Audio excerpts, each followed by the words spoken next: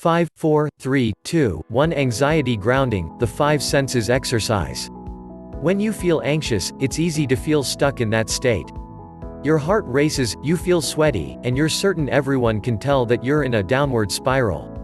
There's often a sense of impending doom that comes alongside anxiety, a feeling that everything is out of your control. Whether anxious episodes are a common part of your everyday life or they mainly arise in response to stressful days, they are deeply unpleasant and can undermine your overall well-being. So, what should you do when anxiety strikes? One of the most powerful approaches you can take is to learn how to do an anxiety grounding exercise that immediately calms your body and mind. We'll guide you through the basic steps you need to follow in order to do an exercise that focuses on the 5 senses, and we'll explain how you can incorporate this technique into your everyday life. 5 senses in 5 mindful minutes. The basic premise of this exercise is that reconnecting with all of your senses can ground you in the present moment, putting a stop to racing thoughts. It is a short, simple mindfulness technique that slows your respiration rate, reduces your pulse. It helps to let your body know that there is nothing to fear. Anyone can make time for this exercise, as it only lasts 5 minutes. All you need is a quiet space where you can be alone for those 5 minutes. Sit upright, rest your hands on top of your thighs, and make sure you're comfortable. Next, breathe slowly and deeply, and follow these 5 steps. 1. Hearing. As you continue to breathe slowly and deeply, start to tune in to what you can hear around you. Don't judge the sounds around you, classifying them as positive or negative, just notice them.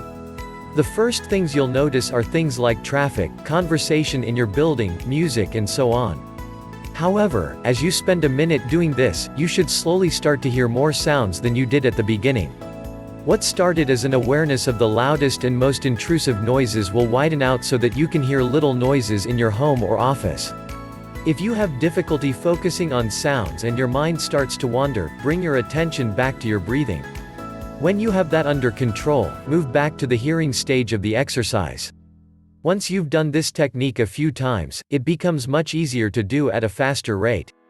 2. Smell. After hearing, switch your attention over to your sense of smell. What different scents can you pick up in your environment?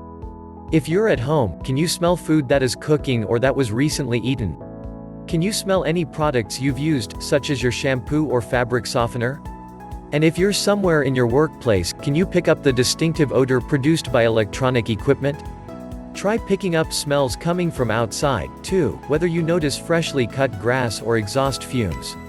As with step 1, the goal is not to classify smells into categories of good and bad.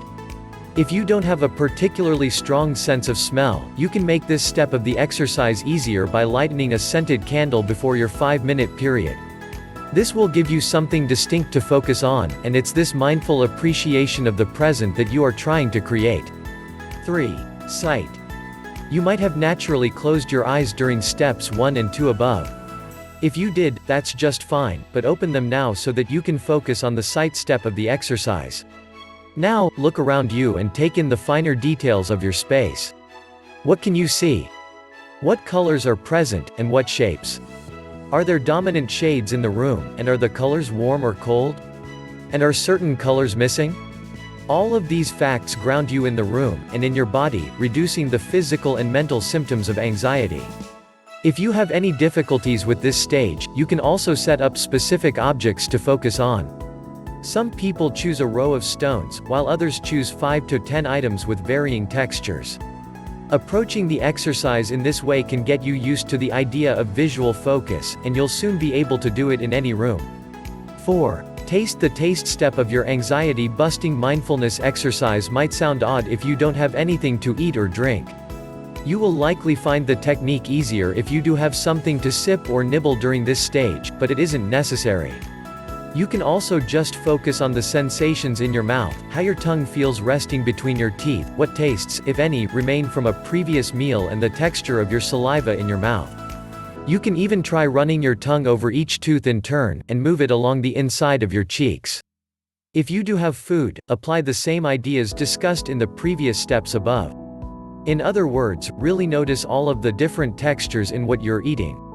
Are some parts smooth, while others are rough? What distinctive ingredients can you detect?